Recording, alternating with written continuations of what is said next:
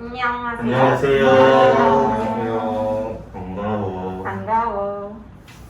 요즘 어떻게 지내고 있어? 잘? 하기 싫은 거 아니야? 오늘 여기 계신 고등학생 여러분들의 삶에 대해 듣고자 합니다. 부담 없이 편하게 말씀해 주세요. 네. 매일이 공부의 연속이죠. 아침엔 학교 가고 저녁에는 학원 가요. 그거 끝나면 이제 밤에는 독서실도 가야 돼요. 이런 삶이 매일 반복되는 것 같아요. 저도요. 저 요새 생기부 채우느라 바쁜 것 같아요. 생기부에 들어가는 책도 좀 열심히 읽고 있고 봉사 시간도 꾸준히 채우고 있어요. 또 생기부에 도움이 될 만한 활동들도 찾아서 하고 있는 것 같아요. 저는 이제 고3이라서 자소서랑 면접 준비하느라 바쁜 것 같아요. 자소서랑 면접 준비하는데 거의 모든 시간을 쏟고 있는 정도? 저는 보통 시간 단위로 계획을 세워서 하고 있는데 계획을 세우고 제가 해낸 걸 보면 뿌듯하기도 하고 안도감이 들어요. 이게 제 스터디 플래너인데요. 저는 효율적으로 공부하기 위해서 보통 분 단위로 계획을 세우고 있어요. 분 단위로 계획을 세우지 않으면 되게 시간도 낭비되고 비효율적이어서 그날 하루는 수고 시간을 많이 못 채우게 되는 것 같아요. 그래서 번거롭더라도 꼭 이렇게 분 단위로 촘촘히 계획을 세워서 공부하고 있습니다. 좋은데요? 저도 시간 단위 말고 분 단위로 짜봐야겠어요. 저는 딱히 계획은 안 세우는 것 같은데요. 저는 고3이라서 시간을 허투루 쓰면 안 돼요. 그래서 공부 이외에 사용되는 시간들을 모두 줄이려고 노력하고 있는데 화장실 가는 시간도 줄여야 돼가지고 물도 좀 안 먹게 되고 밥도 좀 빨리 먹을 수 있는 메뉴들로 먹고 있어요. 근데 이렇게 해도 시간이 여전히 부족한 것 같아요. 공부 팁이요? 혹시 공스타라고 아세요? 그 노트 필기나 그 플래너를 SNS에 올려가지고 공부 시간을 인증하는 건데 이게 참 동기부여 용도로 좋은 것 같아요. 맞아요. 공스타도 공스타인데 성공 시간 체크해서 친구들이랑 경쟁하는 어플이 있거든요. 맞아. 성공 시간 체크해서 친구들이랑 경쟁하다 보니까 더 잘하게 되는 것도 있고 더 오래 하려는 것도 있고 그래가지고 의식적으로 노력하게 되는 것 같아요. 공부에 대한 통계도 알려줘서 더 잘하는 공부법을 알 수 있게 되더라고요. 저는 준공 애용하고 있는데 혼자서 공부하는 것보다 친구들이랑 줌 켜고 하니까 더 잘 되더라고요. 저는 제가 좋아하는 인플루언서 스터디미 영상 보면서 공부하고 있어요. 혼자 공부할 때에는 금세 딴짓하게 되고 공부가 잘 안 되는데 다른 사람이 제 모습을 보고 있다고 생각하니까 집중이 더 잘 되는 것 같아요. 뭔가 압박감이 느껴진달까? 그래서 그런지 집중을 더 잘하게 되고 딴짓을 안 하게 되는 것 같아요. 전 아무래도 혼자는 공부를 잘 못하는 것 같아요. 이게 공스타 하다 보면은 뭔가 꾸준히 올려야 한다는 의무감 같은 게 생기거든요. 의무감 때문에 더 꾸준히 하게 되는 것 같고, 남들이 본다고 생각하니까 더 욕심이 나는 것 같아요. 남들 올리는 거 보면 또 자극받아서 더 하게 되고요. 맞아요. 그런 게 확실히 되게 도움이 많이 되는 것 같아요. 요즘 유튜브나 인스타그램 같은 거 보면은 사람들이 되게 열심히 공부하고 있던데 그런 거 보면은 뭔가 뒤처지는 느낌? 그런 게 들어서 뭔가 더 자극받게 되는 것 같아요. 저는 그래서 10시간짜리 스터디미 앞에다가 틀어놓고 공부를 하는데 그거 보면 사람들이 앞에서 계속 공부하고 있잖아요. 그런 거 보면서 되게 자극을 받고 공부를 열심히 하게 되는 것 같아요. 당연히 대학 가기 위해서죠. 학생은 공부해야 하니까? 아직 꿈이 없긴 한데 일단 대학은 가야 한다. 대학 가서 생각해봐라라는 압박 때문에 더 입시에 목매는 것 같아요. 저는 교사가 되는 게 꿈이라서 열심히 공부해서 꼭 교대에 가려고 합니다. 저는 꿈이 좀 큰 편인데 약간 검사나 변호사 같은 직업 가지려면 다 이렇게 살아야 된다고 하더라고요. 일단 공부를 열심히 해야지 제 꿈을 이루고 돈도 많이 벌 수 있으니까 일단 최대한 열심히 해야죠. 요즘 고등학생 정말 열심히 사시네요. 대학생은 그러지 않아요?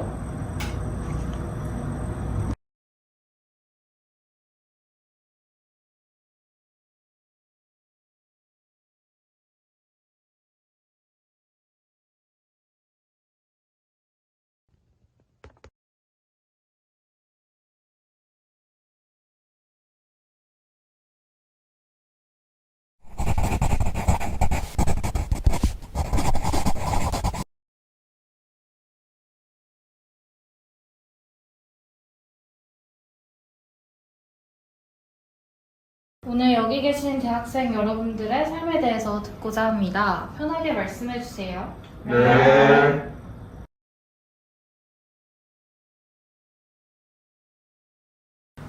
대외 활동도 하면서 토익 공부도 틈틈이 하고 있습니다. 진짜 바쁘긴 한데 뭐 대학생의 방학이 원래 이러는 거잖아요. 저는 공모전에 참여하고 있어서 매일매일이 회의의 연속이에요. 저는 친구랑 해외여행 가려고 준비하고 있어요. 전 알바하면서 자격증 준비하고 있어요. 그래서 요즘 집 알바 공부, 집 알바 공부 이 루틴으로 살고 있습니다.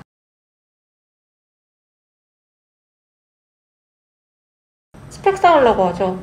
일단 스펙은 무조건 많이 쌓아놔야 좋대요. 거의 스펙으로 먹고 사는 시대다 보니까 취업하려면 공모전이든 대외활동이든 그냥 닥치는 대로 다 해야 될 것 같아요. 주변에서 다 하는데 저만 뒤처지는 건 싫어서 그래서 하게 되는 것 같아요. 저는 친구랑 해외여행 가는 게 제 버킷리스트였어서 요즘 여행 갈 생각만 하면 신이 납니다. 대학교 2학년이 되니까 이제 제가 원하는 분야에 대해 스펙을 쌓는 활동이 중요하다고 하더라고요. 이번에 좋은 기업에 취업한 선배님이 말씀하시길 지금이 가장 중요한 시기라고 저에게 말씀을 해주셨어요. 그래서 저도 지금 열심히 살고 있습니다.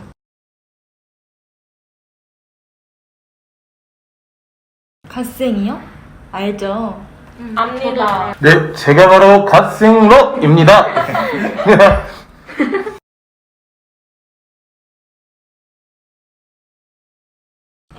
한 단어로 미라클 모닝? 누구보다 바쁘게 사는 거. 쓸데없는 짓 하지 말고 좋은 미래만 보고 달려가는 거. 성공하기 위한 준비죠. 시간을 효율적으로 쓰는 삶 아닐까요? 제가 팔로우하고 있는 사람인데 이 사람 진짜 바쁘게 살아요. 이번 방학에는 공모전 산도 몇 개씩이나 타고 지난 학기에는 대기업 인턴까지 했다고 하더라고요. 제 친구도요. 얘는 진짜 잠을 안 자요. 하루에 2-3시간씩만 잔다고 하더라고요. 저는 이 사람이 제일 갓생러라고 생각해요. 제가 즐겨보는 유튜버인데 어쩜 이렇게 하루를 생산적으로, 효율적으로 사는지 모르겠어요. 이 사람 브이로그를 보면 제 삶에 대해서 좀 자괴감이 들기도 하고 저도 뭔가 생산적인 걸 해야겠다는 생각이 들어요.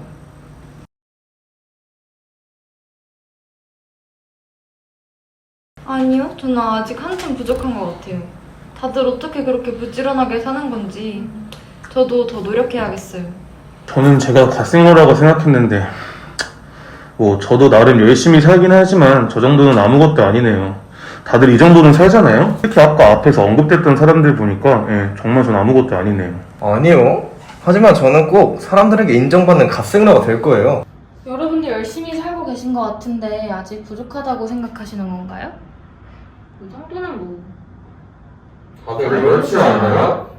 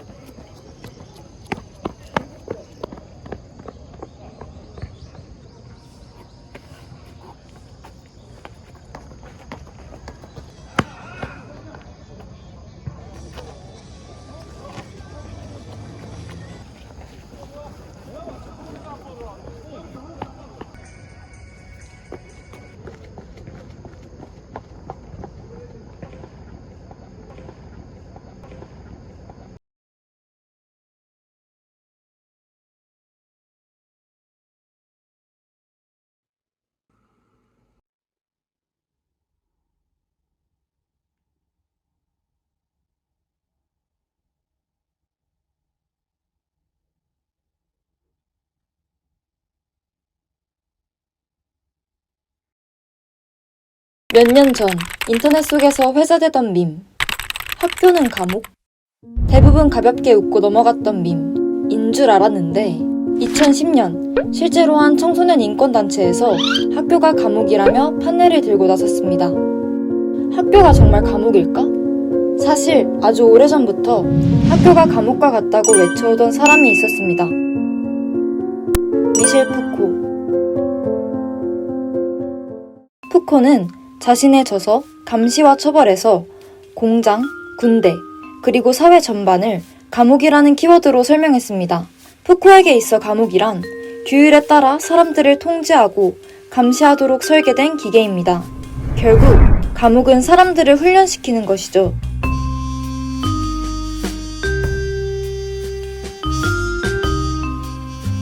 한 가지 예를 들어 봅시다. 1840년 등장한 소년 가마원 메트레에 대해 포코는 다음과 같이 표현했습니다.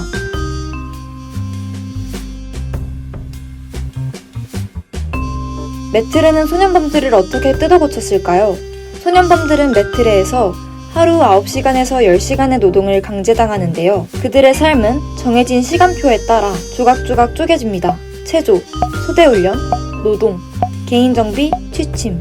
그 과정에서 소년범들은 규율에 따라 평가되고 평가 결과에 따라 상과 벌을 받아 서열화됩니다. 또한 그들의 삶은 끊임없이 관찰되어 기록됩니다. 이렇게 줄 세워진 소년범들은 교도관들이 통제하기 더욱 수월해집니다. 어떤 소년범이 말을 안 듣는지 파악하기 쉬워지니까요. 소년범들도 이 사실을 알고 있죠. 자신이 무엇 하나 잘못하면 모범수 대기 프로젝트에서 멀어질 수 있다는 사실을 아주 잘 알고 있습니다. 하루를 잘게 쪼개서 나눠놓고 일거수일투족 나를 감시하는 메트레에서 나가려면 교도관이 시키는 대로 해야 합니다. 이렇게 소년범들이 서열의 힘을 몸소 느끼면서 스스로 모범수가 되려고 하는데 얼마나 효율적인 시스템인가요? 사실 메트레 속 그들의 행실뿐만 아니라 그 이전의 생애, 그리고 출소한 이후의 삶마저도 교화와 재범 방지를 위해 빼곡히 서류에 기록됩니다. 이러한 과정을 통해 개인을 철저히 감시하고 기록하고 통제함으로써 순종적인 신체가 만들어집니다. 소년범들이 규율에 적응하여 교화된, 즉 순종적인 신체로 거듭나는 것이죠. 우리는 지금까지 메트레의 규율을 통해 소년범이 어떻게 교화되는지 살펴봤습니다. 우리를 개조시켜 순종적인 신체로 만드는 것, 그것이 바로 규율입니다.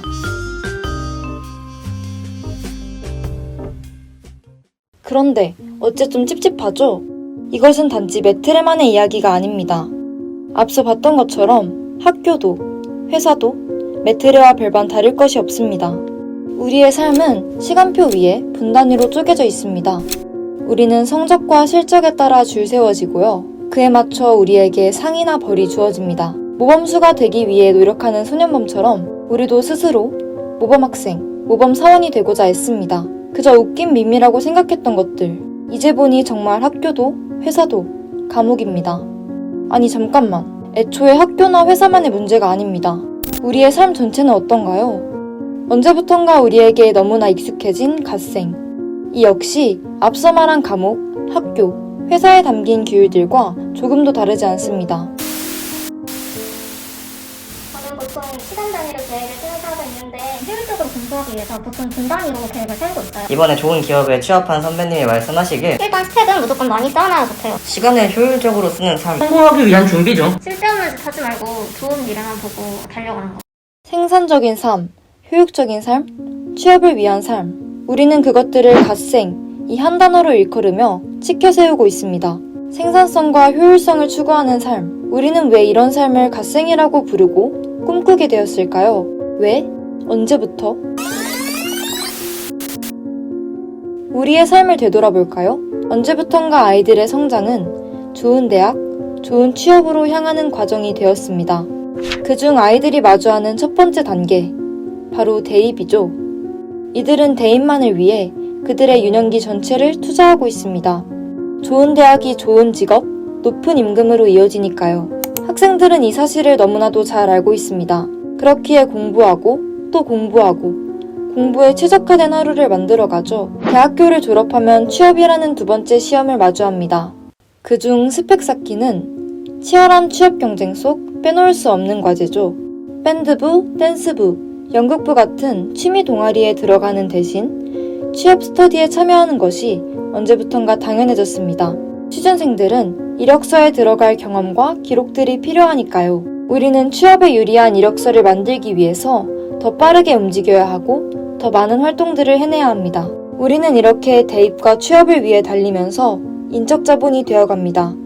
인적 자본. 우리는 인적 자본이 되어 경제적으로 가치 있는가를 기준으로 평가받게 됩니다. 이 기준에 따라 생산성과 효율성을 추구하는 하나의 인적 자본으로 성장하는 것이죠. 왜 생산성 있는 삶이 갓생인지, 왜 시간을 효율적으로 쓰는 것이 이상적인지 이제는 아시겠나요? 이 사회에서 성공하기 위해 우리는 갓생 신화를 좇고 있습니다. 결국 인적 자본으로서의 삶이 갓생이라는 이름으로 포장된 것은 아닐까요? 그럼에도 불구하고 갓생 트렌드는 끊임없이 인기를 얻고 있습니다. 이상적인 삶으로 여겨지면서 말이죠. 당신은 갓생을 살고 있나요? 여러분들 열심히 살고 계신 것 같은데 아직 부족하다고 생각하시는 건가요? 다들 그렇지 않나요? 그럼 대체 누가 갓생을 살고 있나요? 이미 여러분의 삶 주변에는 갓생 전도사들이 많습니다. 이들은 여러분에게 갓생 매뉴얼을 제공합니다. 우리는 그들을 통해서 어떻게 살아야 갓생인지를 배우고 누가 갓생을 사는지 아닌지를 구분짓게 되었으며 끊임없이 스스로가 갓생을 살고 있는지 검열합니다. 갓생 전도사들 뿐만 아닙니다. 아마 여러분도 누군가에겐 같은 역할을 하고 있을 겁니다.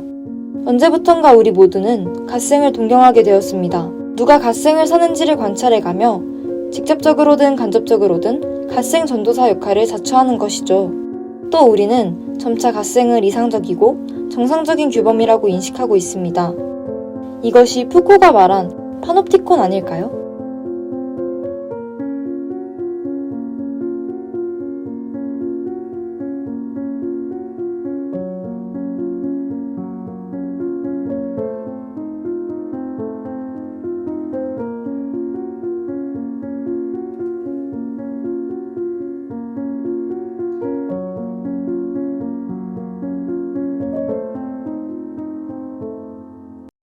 우리의 삶은 감옥과 다르지 않습니다. 그런데 말입니다. 정말 이상합니다. 아직 꿈이 없긴 한데 일단 대학은 가야 한다. 대학까지 생각해봐라라는 압박 때문에 더 입시에 목매는 것 같아요. 다 이렇게 살아야 된다고 하더라고요. 일단 공부를 열심히 해야지 제 꿈을 이루고 돈도 많이 벌 수 있으니까. 스펙 쌓으려고 하죠. 일단 스펙은 무조건 많이 쌓아놔야 좋대요. 대학교 2학년이 되니까 이제 제가 원하는 분야에 대해 스펙을 쌓는 활동이 중요하다고 하더라고요. 우리는 우리가 감옥 속에 있는 이유를 알지 못합니다. 그저 당연하다고 여기고 있지 정작 왜 그런지는 알지 못합니다.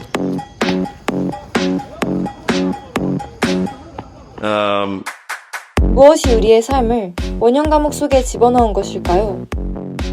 무엇이 우리를 순종적인 신체로 만드는 것일까요?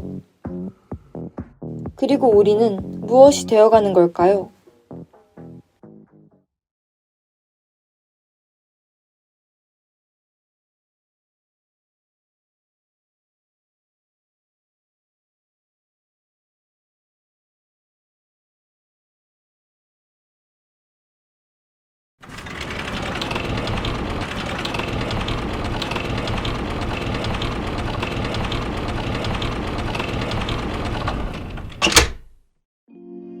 철저하게 인적 자본이 되어버린 우리의 삶을 살펴볼까요?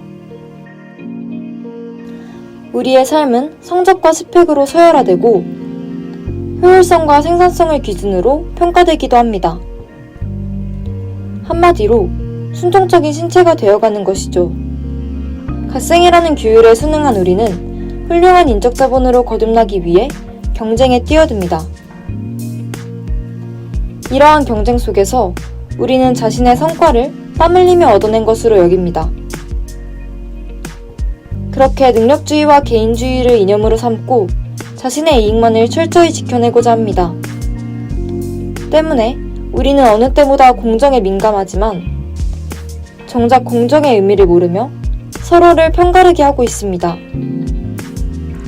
한편으로는 갓생을 살기 위해 우리는 번아웃이나 우울증과 같은 정신적 피해까지 감수하기도 합니다. 나는 오늘 12시간 공부했는데 비대면에서 같이 공부한 친구는 뭐 16시간을 공부했다. 네. 그러면 우리가 동기를 받는 게 아니라 나는 왜 못했지? 걱정되기 시작하죠. 네. 그래서 뭐 열등감이 생기기도 하고 그러니까 이 지점이 바로 번아웃 증후군을 이제 일으키게 되는 거거든요. 우리는 갓생을 살아야 한다는 강박에 의해 자신과 타인 그리고 사회로부터 점차 멀어지고 있습니다. 하지만 자본주의는 갓생이라는 사탕발림으로 청년들에게 다음과 같이 주문합니다. 청년들은 각자의 행복을 꿈꿔야 하는 게 아니라 인적 자본으로서의 성장을 꾀해야 한다고 말이죠.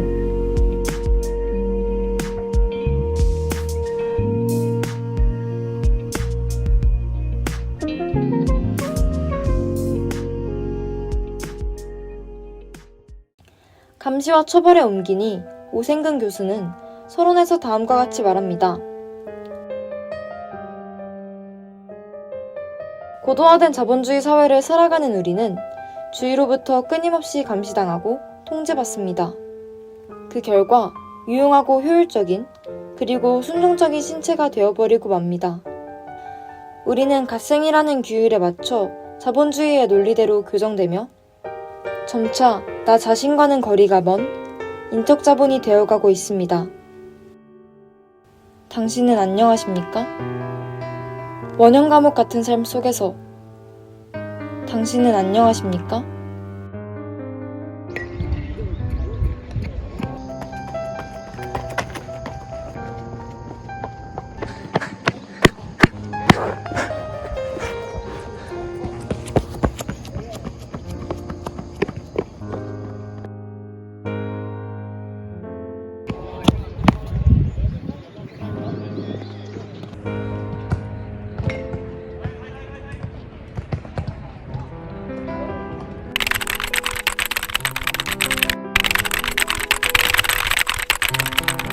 글쎄요. 우리는 그저 당신에게 질문을 던지고 싶었습니다. 당신이 지금 쫓고 있는 건 정말 당신이 원하는 무언가일까요? 아니면 압력으로 인해 만들어진 무언가일까요? 답은 당신의 몫입니다. 다만 당신에게 사회를 바라보는 한 시각을 전하고자 했습니다. 이 영상을 통해 우리가 속한 사회가 어떤 모습인지, 그로부터 당신은 어떤 영향을 받고 있는지 고민해보셨으면 좋겠습니다. 왜냐면